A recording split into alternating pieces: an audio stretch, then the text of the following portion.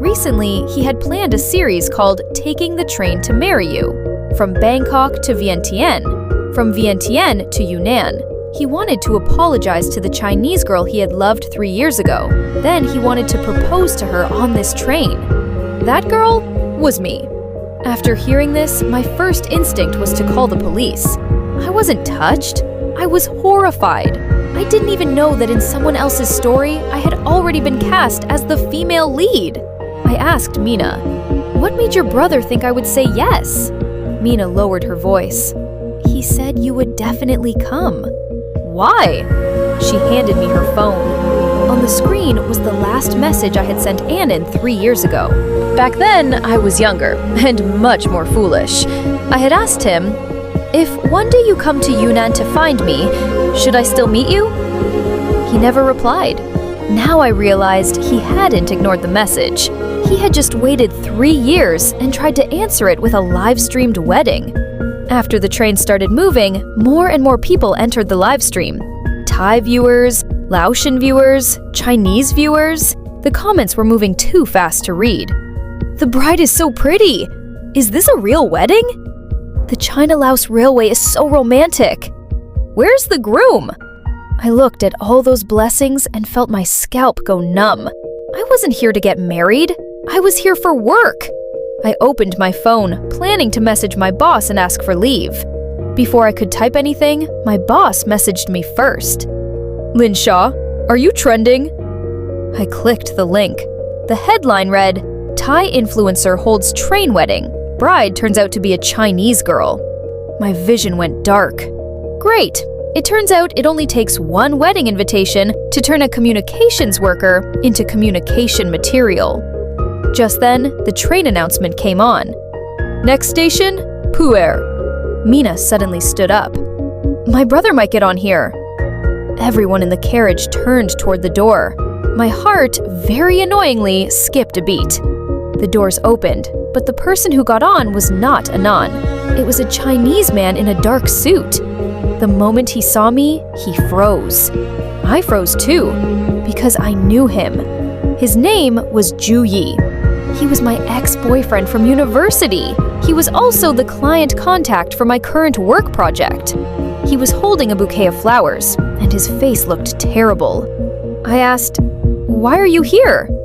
He looked at the veil in my hands, then at the live stream camera.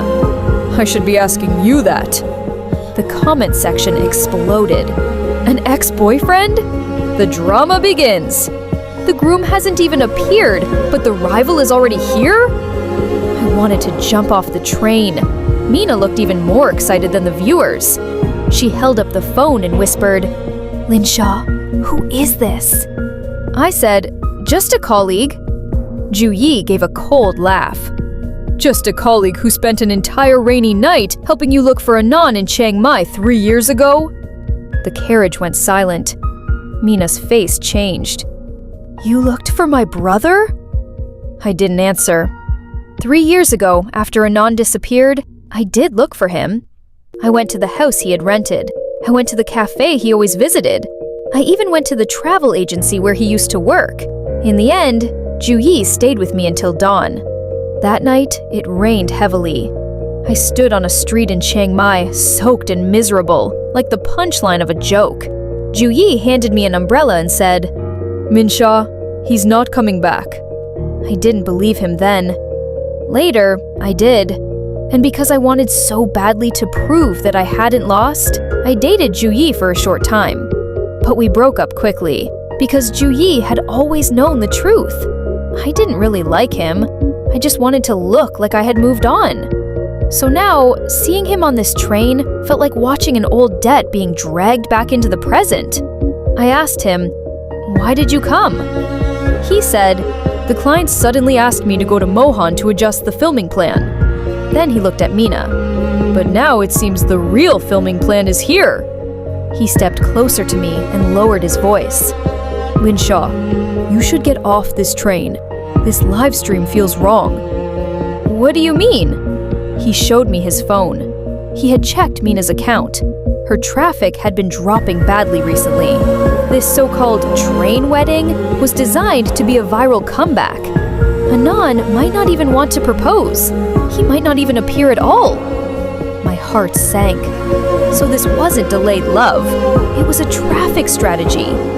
At that moment, I couldn't tell whether I felt disappointed or relieved. I took off the veil and was about to leave. But just then, the elderly Laotian woman grabbed my hand. She had been sitting quietly in the corner the whole time. Now, in broken Chinese, she asked me, "Are you the girl who sent Anan a bag of Yunnan coffee 3 years ago?" I froze. "How do you know that?"